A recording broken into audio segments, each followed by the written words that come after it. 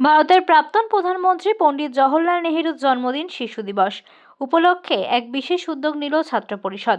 শুক্রবার বিকালে বাগমুন্ডির হিকিমডি মাছুয়ার পাড়ায় ব্লক ছাত্র পরিষদের সদস্যরা পৌঁছায় ওই পাড়ার ছোট ছোট ছেলে মেয়েদের কেক এবং পড়াশোনার সরঞ্জাম বিতরণ করলেন। উপস্থিত ছিলেন পুরুলিয়া জেলা ছাত্র পরিষদ সভাপতি শুভ রাউত, ছাত্র পরিষদের রাজ্য সম্পাদক বিষ্ণুপদ দে সহ ছাত্র পরিষদের ব্লক নেতৃত্ব। এই বিশেষ দিনে ছাত্র পরিষদের এমনই উদ্যোগকে স্বাগত জানিয়েছে এলাকাবাসী। আজকে শিশু দিবস উপলক্ষে দেখা গেল বাগমুন্ডি ব্লক ছাত্র পরিষদের উদ্যোগে শিশুদের পাশে দাঁড়ানো। কি বলবেন আর কি করলেন আজকে উদ্যোগটা? আজকে ভারতের প্রাক্তন প্রধানমন্ত্রী পণ্ডিত জওহরলাল নেহরুর জন্মদিন উপলক্ষে গোটা দেশেই আজকের দিনটা শিশু দিবস হিসেবে পালন করা হয়।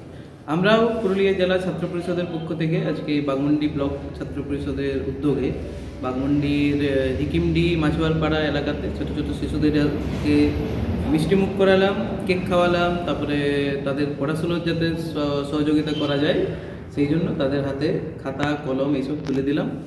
কারণ শিশুরাই এই দেশের ভবিষ্যৎ, সমাজের মেরুদণ্ড। শিশুরা যদি ভালো থাকে, সুখে থাকে, তাহলেই সেই সমাজ এগিয়ে যাবে।